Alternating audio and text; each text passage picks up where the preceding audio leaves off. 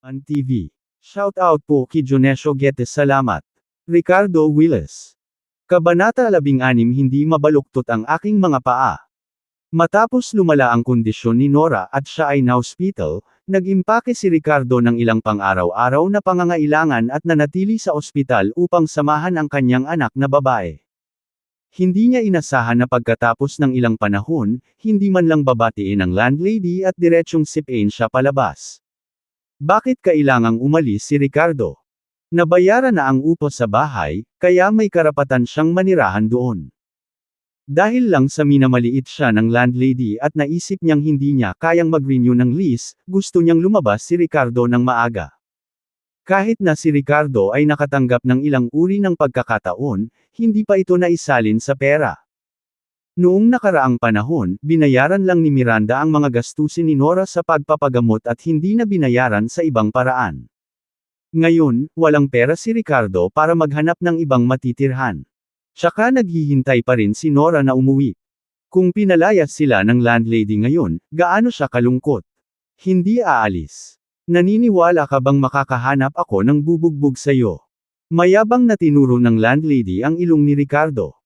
Maya-maya ay nagsalita ang isa pang boses na may nakakatakot na tono, Ricardo, hindi mo nga kayang bayaran ang iyong renta, at ngayon ay pinalayas ka na. Sa sandaling tumahimik ang mga salitang ito, pumasok ang isang lalaki at isang babae kasama ang isang grupo ng mga mabangis na mukhang tao. Si Claudia at ang kanyang kasalukuyang asawang si Tom. Haha, at tinatanggihan pa niyang umalis. Tumawa ng malakas si Tom at saka dinuraan si Ricardo, damn it, with your appearance, you still hired someone to anger my Claudia. You're a pathetic person who values face over everything else. If you save the money from hiring someone and rental a kotse, ito ay sapat na upang bayaran ang iyong renta sa loob ng ilang buwan. Claudia then mocked and said, Ricardo, nasaan ang mayaman mong kasintahan? Pasakayin mo siya sa Ferrari niya at bayaran mo ang renta mo. Habang nagsasalita siya, kinagat niya ang kanyang mga ngipin at sinabi ng may matinding pagkapuot, sinadya mo akong guluhin. Ang iyong pag-uugali ay parang bata at katawa-tawa. Ngayon, hahayaan kitang magising at mapagtanto na isa ka lang basurang dapat na tapakan ng iba. Tom, bigyan mo siya ng magandang aral para sa akin, lumuhad siya at humingi ng awa. Baby, huwag kang mag-alala. Ngumisi si Tom at tumingin sa mga mabangis na mukhang masasamang tao, tinutugunan ng isang kalbo na lalaki, Mr. Johnson, bigyan mo ng tamang leksyon ang lalaking ito, bugbugin mo siya hanggang lumuhad siya at humingi ng awa sa asawa ko. Mr. Bennett, siguraduhin mo, kapag tumanggi siyang lumuhad, dudurugin ko ang mga tuhod niya para mapaluhod siya. Ngumisi ang kalbo at tumingin kay Ricardo, anak, luluhod ka ba mag-isa o gusto mong gawin namin ito para sa iyo? Isa siyang malaking bully sa lugar na ito, nananakot sa mga lalaki at nangingibabaw sa mga babae, at gumagawa ng lahat ng uri ng masasamang bagay. Siya mismo ay isang walang awa na tao, at mayroon siyang halos 180 maliliit na lalaki sa ilalim ng kanyang pamumuno, na pawang walang takot at bihasa sa paggamit ng mga sandata.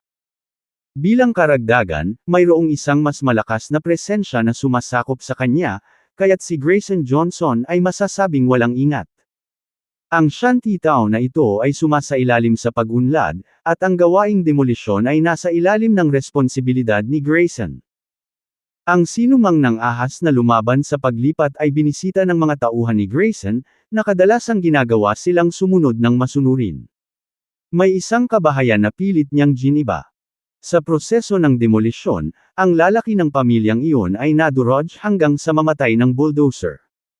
Ang hindi inaasahang pangyayari ay nagresulta sa pagkawala ng pera at walang resolusyon. Sa makatuwid, kinuha ni Grayson ang pera ni Tom at nangakong babaliin ang mga tuhod ni Ricardo, hindi lamang mga walang laman na salita. Seryoso siya sa pag-aksyon. A happy marriage is built on trust. Claudia, how could you do this? Bringing these thugs to deal with me. Hindi pinansin ni Ricardo si Grayson at galit na hinarap si Claudia. Palagi siyang nakatuon sa kanya sa buong taon nilang pagsasama bilang asawa. Sa pagkakaalam niya, wala siyang ginawang masama sa kanya. Matapos ang lahat ng mga taon ng pag-ibig at debosyon, si Claudia ngayon ay walang puso.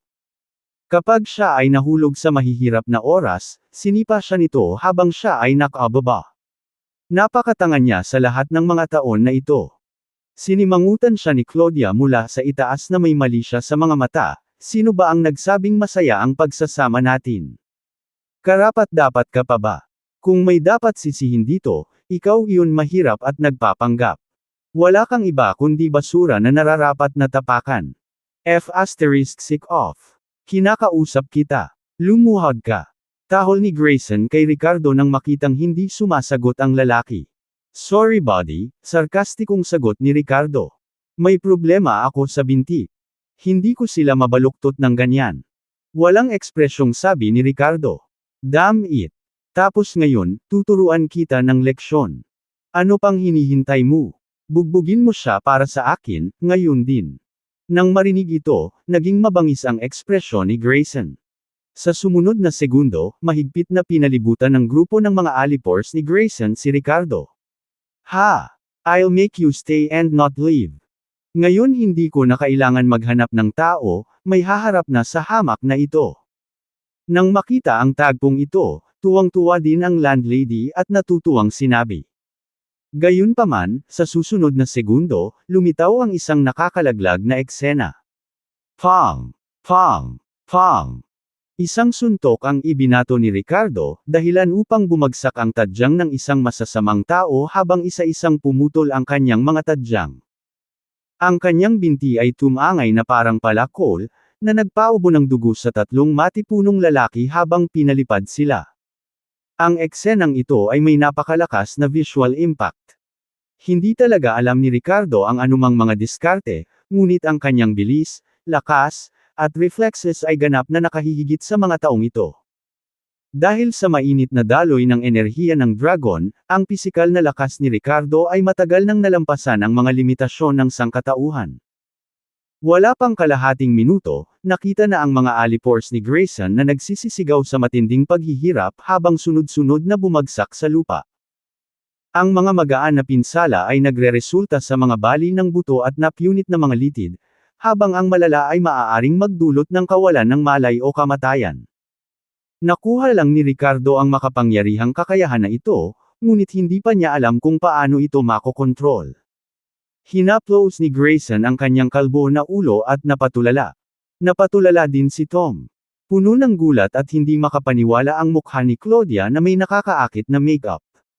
Paanong ang kawawang ito ay napakagaling makipaglaban? Ilang taon na silang kasal at hindi niya alam.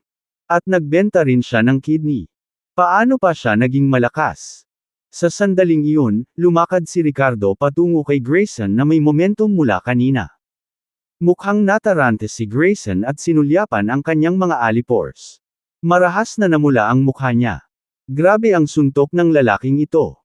Nakita niya ang ilan sa kanyang mga alipors na may putol na mga braso at binti, nakalantad ang kanilang mga buto. Bro, saan ka tumatambay? Ngayong araw ay bulag ako at hindi kita nakilala, huwag na tayong gumawa ng gulo. Huwag kang lalapit. Payo ko, huwag kang manggulo.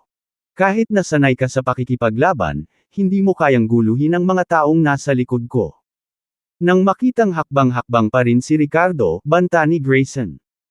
Sa sandaling ito, nagulat si Tom at namutla sa takot. Hinayla niya si Claudia na gulat pa rin sa tabi niya at bamulong, Claudia, let's go. Bilis. Tumanggo si Claudia sa gulat nang marinig ang mga salita. Sinamantala nilang dalawa ang atensyon ni Ricardo kay Grayson at papaalis na sana. Napakahusay talagang lumaban ng kawawang ito. Parang hindi na kinaya ni Grayson. Paano kung tumalikod ang kawawang ito at atakihin muli sila? Kung hindi sila tumatakbo, ano pa ang hinihintay nila? Nanginginig din sa taba ang mukha ng landlady habang tahimik na gumagalaw patungo sa pinto. Gayunpaman, sa sandaling ito, isang grupo ng mga tao ang sumugod mula sa labas. Ang pinuno ay isang nasa katanghaliang gulang na tao na may mabangis na momentum, na sinusundan ng isang grupo ng mga sinanay na subordinate. Ang pinag-isang itim na vest at itim na pantalon ay higit pa sa maihahambing ng mga nasasakupan ni Grayson. Nang makita ang grupong ito ng mga tao, si Grayson, na orihinal na nagpanik, ay biglang nagpakita ng sobrang saya. Mr. James. Ginoo. James, iligtas mo si Mel. Kabanata 17 iyan ay magiging napakaganda.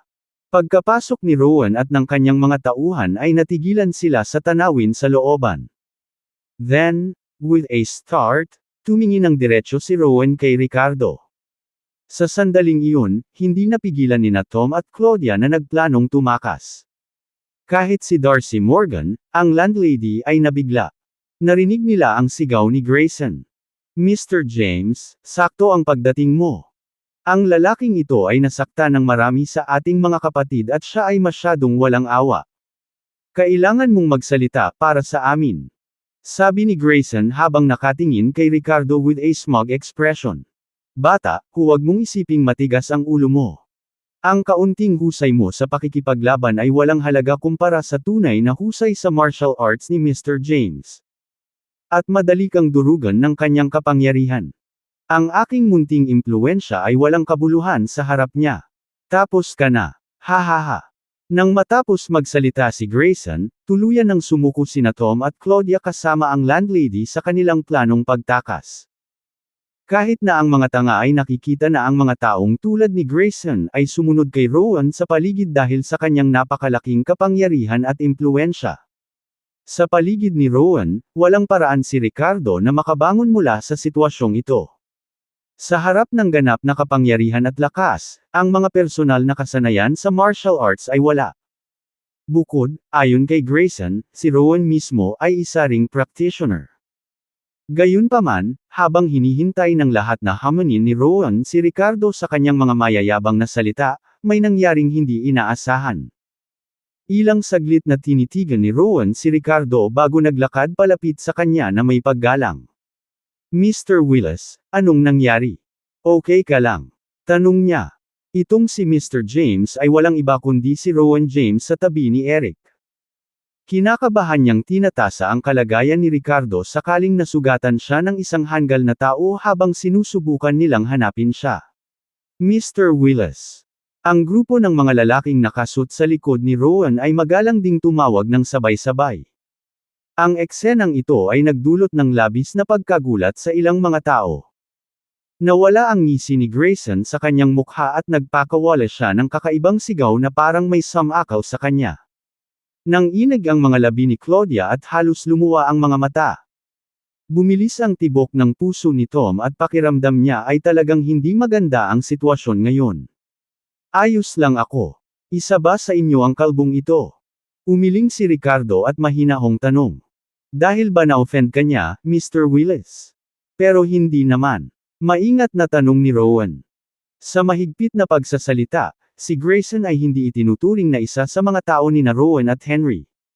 Nagtrabaho lang siya sa loob ng impluwensya ni Henry at nagbigay ng pera sa kanila bawat buwan. Wala lang para lang basagin ang tuhod ko. Mahinang sabi ni Ricardo. Ano? Pagkahulog pa lang ng mga salita ay biglang nagbago ang mukha ni Rowan. Sa susunod na sandali, isang pares ng mga mata na kumikinang sa nagyayelong lamig ay lumingon kay Grayson. Nabulag mo ang iyong mga mata. Dahil doon, winuwagayway ni Rowan ang kanyang kamay. Baliin ang kanyang mga paa at itapon sa dagat. Oo. Pagkahulog pa lang ng mga salita, walang awang kumilos ang mga nasasakupan ni Rowan, no? Mr. James, don't. Please spare me this time. Mr. Willis, maawa ka. Nagkamali ako, please spare me.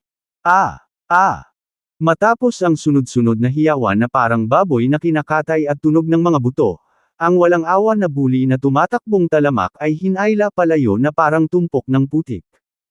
Ang kinalabasan ay maaaring isipin. Gulp. Sa panunood ng eksenang ito, nagpalitan ng tingin sina Claudia at Tom at nakita nila ang malamig na pawis sa noo ng isa't isa pati na rin ang kawalan ng paniniwala at gulat sa kanilang mga mata. Ano ang nangyayari? Ano ang nangyayari dito? Paano makukuha ng isang mahirap na tao ang gayong paggalang mula sa tagapagtaguyod ni Grayson? Sa pagmamasid sa kapalaran ni Grayson, naramdaman nina Claudia at Tom na nanginginig ang kanilang mga binti. Mr. Willis, paano naman sila? Napatingin si Rowan sa lalaki at babae sa kanyang harapan na walang kasiguraduhan kung ano ang ginagawa nila doon kaya hindi siya nagpadalos-dalos. Hayaan mo na lang sila. Malamig na sabi ni Ricardo. Wala nang emosyon ang boses niya. Kung mayroon man siyang ilusyon tungkol kay Claudia noon, wala na sila ngayon. Ngunit si Claudia ang biolohikal na ina ni Nora, kaya hindi siya mahawakan ni Ricardo. Sige, fair na. Fair na. Napasigaw si Tom at hinayla si Claudia palayo sa titig ni Ricardo habang sabay silang tumakbo. Mr. Willis, huling beses na nailigtas mo si Mr. Ward at hindi kami nagkaroon ng pagkakataon na magpasalamat sa iyo ng maayos, ang nangungunang manlalaban sa ilalim ni Henry na may malaking paggalang. Sa pagkakataong ito, gustong imbitahan ka ni Mr. Ward at ng kanyang apo para ipahayag ang aming pasasalamat. May oras ka ba? Kung hindi ngayon, maaari naming ayusin ang isa pang araw na gagana para sa iyo, Mr. Willis, magalang niyang dagdag. Gustong tumanggi noon ni Ricardo ngunit nagbago ang isip sa huling sandali. May dragon marrow herb ka ba? Tanong niya bigla. Saglit na nag-alinlangan si Rowan bago sumagot, hindi ako sigurado tungkol dyan ngunit si Mr. Ward ay nangongolekta ng mga pambihirang halamang gamot dahil sa kanyang mahinang kalusugan kaya maaaring mayroon. Good.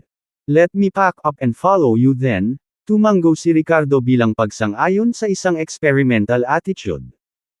Gayunpaman, sa susunod na segundo, nang ayusin na ni Ricardo ang mga bagay na itinapon ng landlady, nalaman niyang wala na ang mga ito sa lupa. Ricardo, inayos ko na lahat para sa'yo sa bahay. Kaya, mamuhay ka na lang dito ng comfortable at manatili hanggat gusto mo. Kahit ano ay maayos, kahit ano. Isang chubby na mukha na puno ng pambabula at pagkabalisa ang Sam Andel.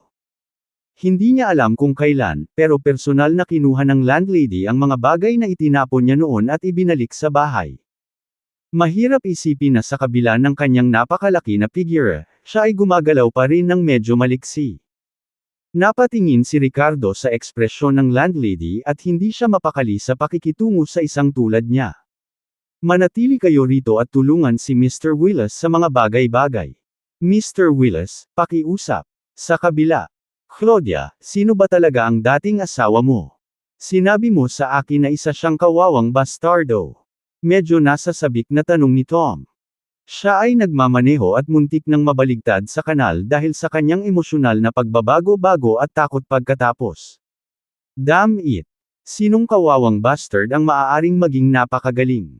Kung ang mayamang dilag noong nakaraan ay umaarte, ito rin kaya ngayon. Paano ito naging posible? Si Grayson ang dinala niya. Umabot ba talaga siya sa sarili niyang mga kamay at paa para lang kumilos? Nauutol na sabi ni Claudia, I don't know. Kumpara kay Tom, mas malakas ang pagkabigla ni Claudia. Paano ito nangyayari? Kailan naging napakaganda ni Ricardo? Hindi ba't ibinente niya ang kanyang kidney para lang mabayaran ang mga medical bill ng kanilang anak noon? Hindi ba siya ay isang mahirap na tao? Malapit nang sumabog sa kalituhan ang isip ni Claudia. Kung alam niyang ganito kahanga si Ricardo, hinding-hindi niya ito hiniwalayan. Sa pag-iisip kung paano nagpakita ng paggalang si Rowan kay Ricardo at kung paano sumigaw ng Mr. Willis. Ang mga lalaking nakaitim na iyon, hindi alam ni Claudia ang kanyang nararamdaman. Kung hindi lang niya hiniwalayan si Ricardo. Kailangan bang magpakita rin ng ganoong paggalang sa kanya ang mga taong ito? Napakaluwalhati niyan. Kabanata 18 Paano kung mapagaling ko ito? Dinala muna ni Ricardo si Rowan sa ospital upang kumpletuhin ang mga pamamaraan sa paglabas ni Nora, at pagkatapos ay dinala ang maliit na bata upang bisitahin ang pamilya ng Ward. Sa pangyayari ngayon at nasa ospital pa rin ang kanyang anak na babae, medyo hindi mapakali ang kanyang pakiramdam. Nang mabalitaan ni Nora na dinadala siya ng kanyang ama sa bahay ng iba bilang bisita, lubos siyang natuwa. Sa totoo lang, sa edad na 5 taong gulang ay dapat na siya sa kindergarten, ngunit dahil sa kalagayan ni Nora, hindi siya nagkaroon ng pagkakataon. Kaya naman, madalas na nalulungkot si Nora at nagnanais ng higit pang pakikipag-ugnayan ng tao. Pagdating sa bahay ng pamilya Ward, nakita nila ang dalawang matatandang lalaki na nakaupo ng magkaharap na naglalaro ng chess sa isang patio. Sa kanang bahagi ni Eric ay nakaupo ang batang babae na may hawak na Barbie doll habang pinapanood ang kanyang lolo sa tuhod na naglalaro ng chess. Ang isa pang matandang lalaki ay nakasuot ng hindi pangkaraniwang asul na maskara sa kanyang mukha.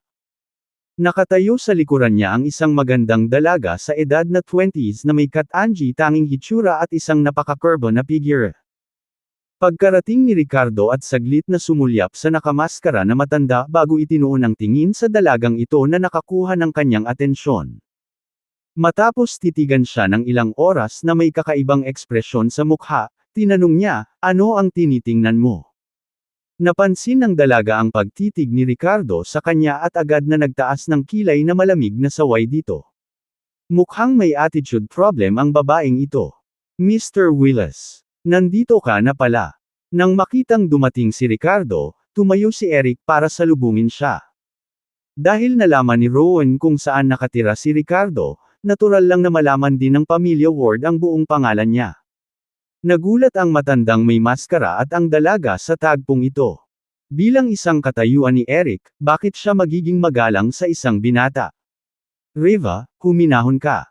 Itong binatang ito ay parang natatanging bisita ni Mr. Ward," payo ng nakamaskara na matanda. Isang mahinang nguso ang pinakawalan ni Riva at inalis ang masamang tingin kay Ricardo. Gayunpaman, sa kanyang puso ay binansagan na niya ito bilang isang walang kabuluhang tao dahil sa kung saan siya patuloy na nakatitig. "Hello there, Mr. Ward," confident na sabi ni Ricardo. "At sino kaya ang maliit na ito?" Tanong ni Eric habang nakatingin kay Nora. "She's my daughter."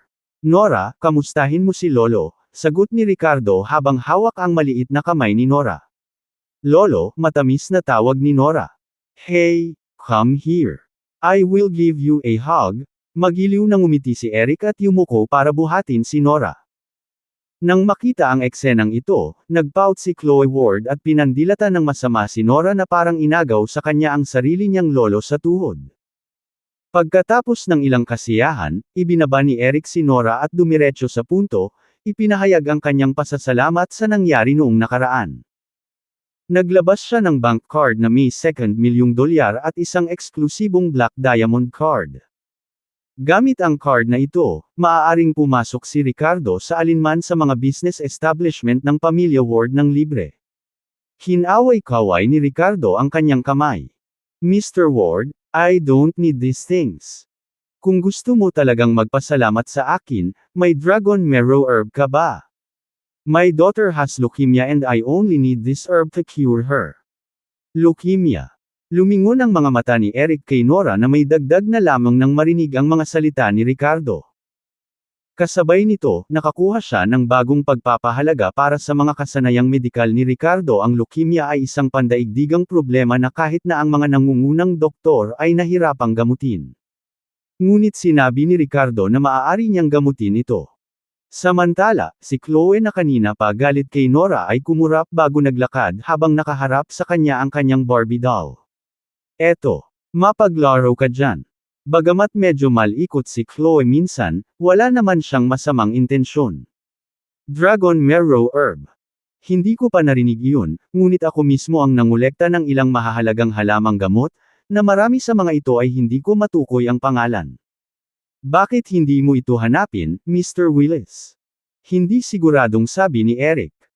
Hindi pa nagsasalita si Ricardo nang umalingaw ang malamig na boses, "Mr. Ward, mag-ingat ka na huwag kang malinlang. Ano ang ginagawa ng taong ito at patuloy mo siyang binibigyan ng mga bagay?" Pinandilatan ni Riva si Ricardo nang hindi magiliw na tingin sa kanyang mga mata na para bang tumitingin siya sa isang rogue o isang manloloko. "Forget my manners. Let me introduce you guys. Kaylan Bates and Riva Bates. This is Ricardo Willis, the divine doctor who saved my life when I fell in the other day." Mataas din ang papuri ni Clifford kay Ricardo. "Oh yeah Kaylan, baka matulungan ka ni Ricardo sa injury mo," mungkahi ni Eric. "Ito ay hindi isang sakit. Ito ay isang pinsala na hindi mapapagaling. Tsaka kahit na kaya niya akong pagalingin, ito ay tulad ng pagkuha ng aking medalya." Hinaway-kaway ni Kaylan ang kanyang kamay at nagpatuloy ng seryoso, "Bukod dito, hindi pa ako nakakita ng ganitong batang banal na doktor. Ang kanyang mga salita ay puno ng pagdududa kay Ricardo. Isang medalya. Nakataas ang kilay ni Ricardo habang nakatingin kay Kaylen. Oo. Noong nakipaglaban tayo sa mga dayuhang kaaway ilang taon na ang nakalilipas, si Kaylen ay nasugatan sa labanan. Para sa amin ng mga matatanda rito, medalya ang mga pinsalang iyon. Sa kasamaang palad, ang lugar kung saan siya nasugatan. Bumantong hininga si Eric at hindi na nagpatuloy sa pagsasalita. Kahit ano pa, nasa mukha ang sugat ni Kaylen. Ilang taon na ang nakalilipas, isang bala ng kaaway ang tumagos sa kanyang pisngi, na naging dahilan upang hindi siya makilala. Bilang resulta, si Kaylen ay nakasuot ng maskara sa loob ng maraming taon, nabubuhay sa mga anino. Sa kabila ng mataas na posisyon at pagkakaroon ng maunlad na pamilya na maraming supling, hindi siya nang ahas na ipakita ang tunay niyang mukha kahit kanino. Ang kanyang personalidad ay naging mas nag-iisa at magagalitin, ayaw makipag-ugnayan sa iba o makipag-usap sa kanyang sariling mga miyembro ng pamilya. Ngayon ay naninirahan sa Lilonyo sa halos buong taon pagkatapos umalis sa Crinford, ang estado, nasa tabi lang ni Kaylen ang kanyang apo na si Riva. Ang epekto ng pagpapapangit sa kanya ay hindi maisip. Nang matapos magsalita si Eric, tumingin si Ricardo kay Kaylen na may malalim na paggalang sa mga mata. Ang isang nakatatandang henerasyon na matapang na nakipaglaban sa larangan ng digmaan ay nararapat sa paghanga ng lahat. Mr. Bates, seryosong sabi ni Ricardo. Kaya kitang pagalingin para hindi ka na mabuhay sa likod ng maskara mo. Ngunit nang matapos siyang magsalita ay isang malamig na ungol, "Get lost. I don't need it." Dahil sa iritableng personalidad ni Kaylen, diretso siyang magmura. Ngumisi pa ang kanyang apo na si Riva, "Sino ka sa palagay mo? Naglakas loob kang gumawa ng ganoong kangas na mga salita nang hindi nalalaman ang sitwasyon ng aking lolo." Isang bala na tumagos sa mukha na nagdudulot ng kapinsalaan, mahinang sabi ni Ricardo. Kahit alam mo, ano ang silbi? Gaano man karaming mga banal na doktor o santo ang mayroon, ang modernong advanced na teknolohiya ng plastic surgery ay wala ring magawa. Mapapagaling ba ito ng panloloko na tulad mo? Ngumisi si Riva. Paano kung gamutin ko? Tanong ni Ricardo sa malalim na boses. Gusto mo ba ako? Kung kaya mo itong gamutin, huhuberin ko ang damit ko para makita mo. Kung hindi mo kayang gamutin, ibig sabihin, manloloko ka at lumabas ka sa bahay ni Mr. Ward. Inangat ni Riva ang ulo at mabangis na sinabi. Nakaayos na. Nagalit din si Ricardo at tumingin kay Kaylen. Mr. Bates, ano sa tingin mo? Nakikinig sa kanyang mga apo na tumaya kay Ricardo, ang mukha ni Kaylen sa likod ng maskara ay sobrang pangit. Ang kanyang apo ay hindi lamang gumawa ng mga desisyon para sa kanya ngunit ginamit din ang kanyang sariling katawan bilang isang taya. Ito ay sadyang mapangahas. Ngunit noon pa man ay mahal na mahal niya ang kanyang apo at naisip na dahil hindi pa rin mananalo si Ricardo. Tapos treat mo lang. Ganito na siya noon pa man. Kahit hindi na siya mapagaling, hindi na siya lalala. Sa pagsisikap na tulungan si Eric, nagpa siya si Kaylen na ilantad ang manloloko na ito. Binigyan niya ng malamig na titig si Ricardo bago tuluyang tumayo. Kabanata 11, wala bang taya dito? Naglalaro na ngayon sina Nora at Chloe, naiwan si Rowan para bantayan ang dalawang maliliit habang ang iba ay pumasok sa loob. Ayon sa kahilingan ni Ricardo, may naghatid si Eric ng isang set ng silver needles. Humiga si Kaylen at hinubad ang sariling maskara. Bago i-expose si Ricardo, napaka-cooperative pa rin niya. Matapos tanggalin ang maskara, naantig si Eric sa hitsura ng dati niyang kaibigan. Maging si Riva, na nakasama ng kanyang lolo sa buong taon, ay nakaramdam ng lamig at sakit sa puso. Kung tutuusin, hindi madaling hayaan ni Kaylen ang kanyang apo na makita ang kanyang tunay na anyo. Alam niya mismo kung gaano kakilakilabot iyon. Namilipit ang facial features ni Kaylen. Nakatagilid pa kaliwa ang tungki ng kanyang ilong, nakatagilid pa kanan ang kanyang baba, at nalantad maging ang kanyang dental arch. Sa magkabilang gilid ng pisngi, may dalawang nakakagulat na pabilog na peklat. Ang kanyang mukha ay ganap na hindi makilala at hindi makayanang tingnan. Tinakpan ni Riva ang kanyang bibig, at bumangon ang ambon sa kanyang mga mata. Nang makita ang kanyang lolo na ganito, nakaramdam siya ng labis na hindi komportable sa loob. Kung talagang may makapagpapagaling sa kanyang lolo, huwag pa siyang haborin, kahit ang pagtulog sa kanya ay ayos lang. Ngunit talagang hindi siya naniniwala na magagawa ito ng scammer na ito. Si Kaylan mismo ay hindi rin naniwala, nakahiga doon na may malamig na tono at sinabing, "So, sa tingin mo ba kaya mo pa akong gamutin ngayon?" Malamig na wika ni Riva, "May oras ka pa para aminin na isa kang manloloko. Kapag tinutukan mo ng daliri ang lolo ko at hindi ito gumana, ang kahihinatnan ay higit pa sa iyong kakayanin. Pag-isipan mo. Ang mga taong tulad ni Ricardo ay hindi na bago sa kanya pagkatapos ng lahat ng mga taon na ito.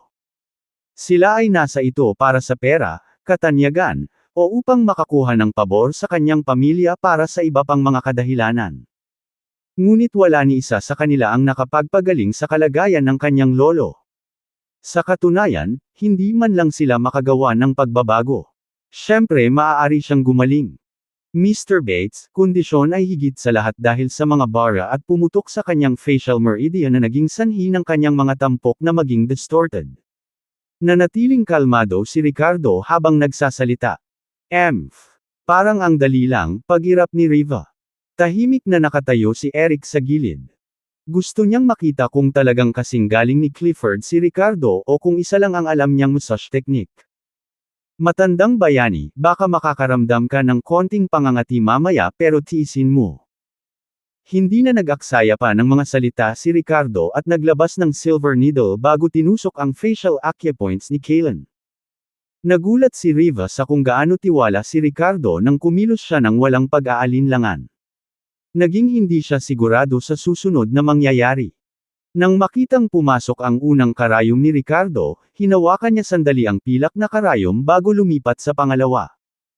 Sa panahong ito, pinasok niya ang sarili niyang dragon energy sa pamamagitan ng silver needle sa facial acupoint ni Kaylan. Bagamat maaari niyang gamitin ang kanyang mga kamay para pasukin si Nora ng dragon energy para mabawasan ang kanyang mga sintomas, ang paggamot kay Kaylan ay nangangailangan ng tumpak na kontrol sa daloy ng dragon energy sa pamamagitan ng paggamit ng silver needle. Ito ang dahilan kung bakit hinawakan niya ang karayom at inilalayo ang bawat pagpasok sa loob ng mahabang panahon. Sa sandaling nasa loob ng acupoint ni Kaylan, ang enerhiya ng dragon ay dumaloy sa mga tiyak na meridian, nag-aayos at nag-aalis ng mga bara. Ang enerhiya ng dragon na lumabas mula sa kaliwang bato ni Ricardo ay nagpalusog at nagpalakas sa kanyang pisikal na katawan. Hindi nakakagulat na si Nora ay nakabalik mula sa malapit na kamatayan na may napakalakas na puwersa ng buhay sa loob niya. Miracle Doctor ang tawag mo sa sarili mo. Ang tagal mo lang magpasok ng isang acupuncture needle. Wala ka bang magagawa kaysa dito? Kung hindi, mawala ka. Malamig na saway ni Riva kay Ricardo habang nakatitig sa kanya ng may pag-aalinlangan. Maging si Eric ay mukhang nagdududa dahil may ilang minuto sa pagitan ng bawat pagpapasok, na naging dahilan upang ito ay tila clumsy at hindi pamilyar. Gayunpaman, sa sandaling matapos magsalita si Riva, nagsalita si Kaylan na may hindi tiyak na tono, paggamit ng mga karayom upang maglipat ng enerhiya. Ito ba ay gumagamit ng mga karayom upang maglipat ng enerhiya? Kaagad pagkatapos ng pahayag na iyon ay lumabas sa kanyang bibig sa kabila ng dati ng walang pag-asa o kahit na pagtutol sa paggamot na ito sinigawan ni Kaylan ang kanyang apo, Riva. Manahimik ka. Huwag mo siyang istorbohin.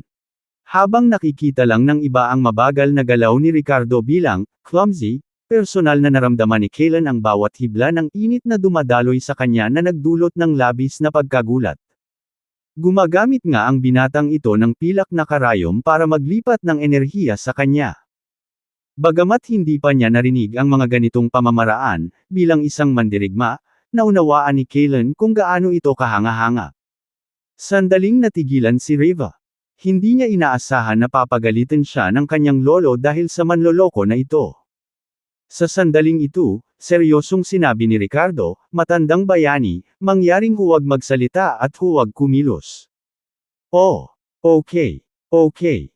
Palaging sinasabi ni Kaylan na ayaw niyang gumaling, at ang mukha na ito na hindi tao o multo ay isang badge ng pagmamalaki para sa kanya. Ngunit sa totoo lang, siya lang ang nakakaalam na ang mga salitang ito ay pang-aliw sa sarili sa ilalim ng desperasyon. Ayaw niya bang tanggalin ang maskara niya? Ayaw na ba niyang makita ulit ang liwanag? Sa paglipas ng mga taon, tuluyan na siyang nawalan ng pag-asa. Gayunpaman, sa sandaling ito, ipinakita sa kanya ni Ricardo ang isang kislap ng pag-asa. Sa makatuwid, si Kaylan na may mahirap na personalidad ay masunuri na sumang-ayon ng 2 beses tulad ng isang mabuting bata sa sandaling ito, pagkatapos ay itinikom ang kanyang bibig at hindi gumalaw. Sumunod, habang dahan-daang tinutusok ni Ricardo ang bawat tahi, isang kamangha-manghang tanawin ang naganap. Una, ang mga peklat sa mukha ni Kaylan ay nagsimulang maglaho, at pagkatapos ay ang mga liko-liko na tampok na iyon ay unti-unting naayos sa isang kapansin-pansing antas sa harap mismo ng kanilang mga mata. Ang enerhiya ng dragon sa loob ng katawan ni Ricardo ay banayad, ngunit nang i-activate ng pilak na karayom at pumasok sa katawan ni Kaylan, ito ay tila nangingibabaw. Hindi ito ilusyon, tama. Ipinikit ni Riva ang kanyang magagandang mata at hindi makapaniwalang bumulong sa sarili, natatakot pa ring magsalita ng malakas. Hindi ito gamot, puro magic. Bulalas ni Eric, umiling-iling sa hindi makapaniwala. Mabagal na lumipas ang oras habang maingat na ipinapasok ni Ricardo ang 20 pilak na karayom sa mukha ni Kaylan. Sa buong proseso, magkahalong pamamanhid, pangangati at sakit ang naramdaman ni Kaylan sa kanyang mukha. Ngunit bilang isang batikang veterano na nalampasan ang maraming uno sa buhay, nagngangalit siya at nanatiling tahimik.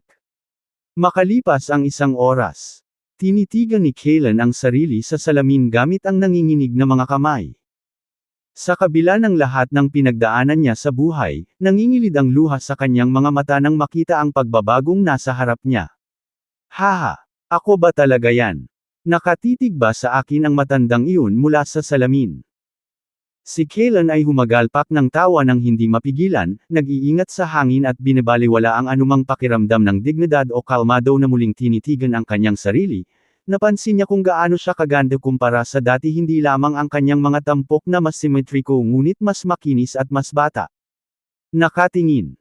Maging ang mga peklat sa magkabilang pisngi ay nawala ng husto. Sa sandaling ito ng euphoria at paglaya mula sa ilang dekada na emosyonal na pasanin na nagpapabigat sa kanya tulad ng isang madilim na ulap sa itaas, pakiramdam ni Kaylan ay parang isang bagong tao sa kabuuan.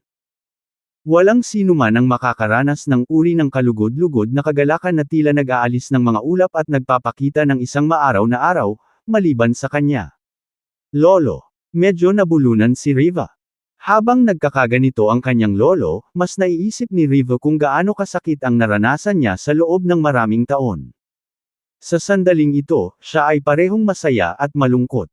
Ang kanyang magagandang mata ay tumingin kay Ricardo na may bahid ng pasasalamat. Hehe, magaling pa ba akong sinungaling? Natawa at nanunukso si Ricardo nang makita ang pagganap ng 2 henerasyong ito. Anong maganda dito? Hindi pa ito ganap na gumaling. Pinigilan ni Riva ang mga luha at tumanggi na aminin kung gaano kahanga-hanga si Ricardo. Well, medyo malubha ang kondisyon ng lolo mo. Ang bar sa kanyang mga ugat ay nagdulot ng deformation sa kanyang facial bones. Hindi na siya ganap na makaka-recover sa isang treatment lang. Kakailanganin niya ng isa pa pagkatapos ng 1 buwan, tumanggo si Ricardo. Sa totoo lang. Noon lang, si Kaylan na naglabas ng emosyon ay naglakad patungo sa Ricardo na may malalaking hakbang at yumuko. Natigilan si Ricardo sa biglaang kilos nito at mabilis siyang inalalayan para pigilan itong lumuhod. Mr. Bates, anong ginagawa mo? Dr. Willis, patawarin mo sana ang dati kong kabastusan at kapabayaan. Hindi mo maiisip ang sakit na dinanas ko sa mga taong ito sa hitsura nitong kalahating tao, kalahating multo. Anong uri ng pagdurusa ang kailangan kong tiisin? Yumuyuko ako sa iyo bilang isang matanda. Excited na sabi ni Kaylan. Walang imak na umiling si Ricardo at sinabing, ginawa mo ito para sa bansa at para sa lahat ng pinsala ng mga tao sa Prussia, ang bansang kanilang tinitirhan. Kung walang mga bayaning tulad mo na nag-alay ng kanilang buhay at pagbuhos ng dugo, paano tayo magkakaroon ng kapayapaan sa ating bansa? Ngayon. Kaya tama lang na gamutin ko ang mga pinsala mo, hindi kita ginagamot ng libre. Nang matapos siyang magsalita ay namula ng husto si Riva na nakatayo sa tabi niya. Kabanat 20 In a little while, paiiyakin kita, Riva, aminin mo na ang talo. Pwede na kaming tumabi ni Mr. Ward sa ngayon, sabi ni Kaylan, binigyan ng matalim na tingin ang apo bago nagsuot ng maskara at naglakad palabas. Ito ay hindi lamang para sa kanyang sarili, handa siyang ibenta kahit ang kanyang sariling apo. Ito ay dahil si Riva ay nakipagpustahan kay Ricardo, at ang salita ng isa ay dapat na kanilang bono. At saka, mukhang interesado si Ricardo kay Riva, hindi ba magandang bagay iyon? Parang the ladies man si Mr. Willis, nagmumungkahi na sabi ni Eric habang sinusundan si Kaylan palabas. Ngunit sa totoo lang, kinakalkula ni Eric kung sino sa mga karapat-dapat na babae mula sa pamilyang Ward ang sapat na upang ipakilala kay Ricardo. May mata si Ricardo sa kagandahan. Kung gayon, kapag ang mga tao ay gustong mapalapit sa isang tao, ito ay pinaka-nakakatakot kapag wala silang mga pagnanasa o inaasahan. Habang magkasunod na umaalis sina Kaylan at Eric, nakatayo si Riva doon sa kawalan ng susunod na gagawin. The next second she glared at Ricardo with eyes that can eat him alive. May asawa ka na at may anak ka. How shameless can you be? She gritted her teeth and cursed him out. Ang mga lalaki ay bata pa hanggang sa mamatay, hindi mo ba alam iyon? Napangisi si Ricardo. Ikaw. Namula ang mukha ni Riva. Matapos huminga ng malalim, nagpakita siya ng determinadong tingin. Sa sumunod na segundo, ipinikit niya ang kanyang mga mata at mukhang magsasakripisyo na siya. Fine. Aaminin ko na talo ako. Sabihin na nating binabantayan ako ng aso. Sabi niya habang sinisimulan niyang haburin ang kanyang damit para matupad ang taya. Gayunpaman, sa sandaling iyon, isang mainit na kamay ang humawak sa kanyang palso at pinatigil ang kanyang mga aksyon. Anong ibig mong sabihin? Gusto mo pa ba akong ipahiya? Galit na tanong ni Riva matapos matigilan sandali. Humalaklak si Ricardo. Forget it. Actually, hindi rin ako nanalo. The bet was that I can cure your grandfather completely, but he's not fully cured, so let's call it even. Nang matapos siyang magsalita, gulat na bulalas ni Riva, ano? Sa sandaling nagsimula siyang magkaroon ng bahagyang mas mabuting pag-iisip tungkol sa taong ito sa kanyang puso, ang susunod na mga salita ni Ricardo ay halos sumabog sa kanyang galit. At saka, hindi ako interesadong makita lahat ng makapal mong buhok sa katawan. Ngumisi si Ricardo. Ano ang sinabi mo? Tinitigan ni Riva si Ricardo na parang nakakamatay na parang pusa na naapakan ang buntot. Hindi ba ako tama? Miss Bates, nagsasanay ka ba ng martial arts sa buong taon? Gayunpaman, ang mga diskarte na ginagawa mo ay masyadong panlalaki at ganap na hindi angkop para sa iyo. Paunti-unti na ba ang menstruation mo? Buwan-buwan, pero almost yearly ka naman, di ba? At saka, dumarami ang balahibo sa katawan.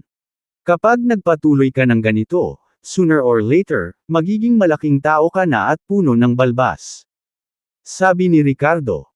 Nang marinig ito ni Riva ay nanlaki ang mga mata at tinakpan ang pisngi na parabang nagpatubo na siya ng balbas doon. Paano mo nalaman? Paano mo nalaman ang lahat? Isang batang babae, na inilantad ng isang tao ang kanyang nakakahiyang sekreto, may isip kung gaano ang kahihiyan at galit na nararamdaman ni Riva ngayon.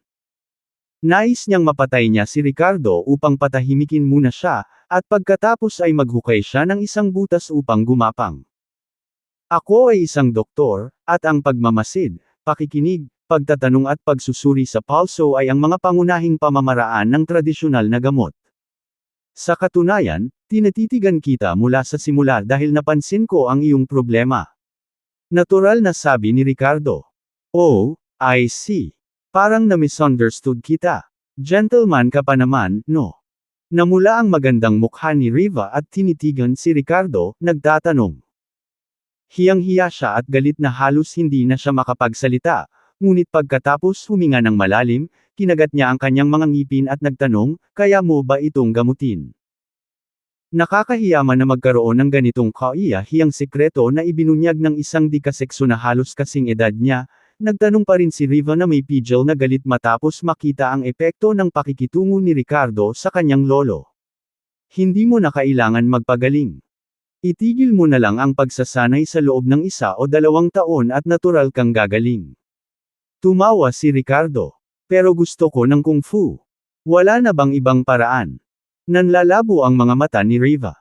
Well, I have a martial art that is suitable for girls. I'll write it down for you pagbalik ko. Nag-isip sandali si Ricardo at sinabing. Sa kanyang memorya, bukod sa Dragon Soul Immortal Technique, Dragon Emperor's Cannon at Dragon Gaze Heavenward Technique, mayroon ding ilang iba't ibang bagay na angkop para sa mga diskarte sa paglilinang ng kababaihan. Talaga. Agad na nagningning ang magagandang mata ni Riva nang marinig niya ito. Tumango si Ricardo. Sige, I'll trust you this time. Kung maglakas loob kang lokohin ako, papatayin kita. Ibigay mo sa akin ang iyong numero ng telepono. Sabi ni Riva, napakagatlabi at pilit na nagpumiglas. Nang umalis si Ricardo sa bahay ng pamilya Ward, 8:00 na ng gabi. Pinilit ni Eric na maghapunan kasama sila ni Nora bago pinapunta si Rowan para iuwi si Ricardo at ang kanyang anak. Sa kasamaang palad, hinanap ni Ricardo ang medicine room ng pamilya Ward ngunit wala siyang nakitang Dragon Marrow Herb. Gayunpaman, mas mabuti na ang pakiramdam ni Nora ngayon at hindi nagmamadali. 2 araw pa ang lumipas. Sa 2 araw na ito, pangunahing tinulungan niya si Nora na mag-enroll sa paaralan sa tulong ng mga koneksyon ng pamilyang Ward. Papasukan niya ang parehong kindergarten ni Chloe. Masayang naglalaro ang 2 bata noong araw na iyon nang malaman nilang malapit na silang pumasok sa paaralan at makakapaglaro sila ng ibang mga bata.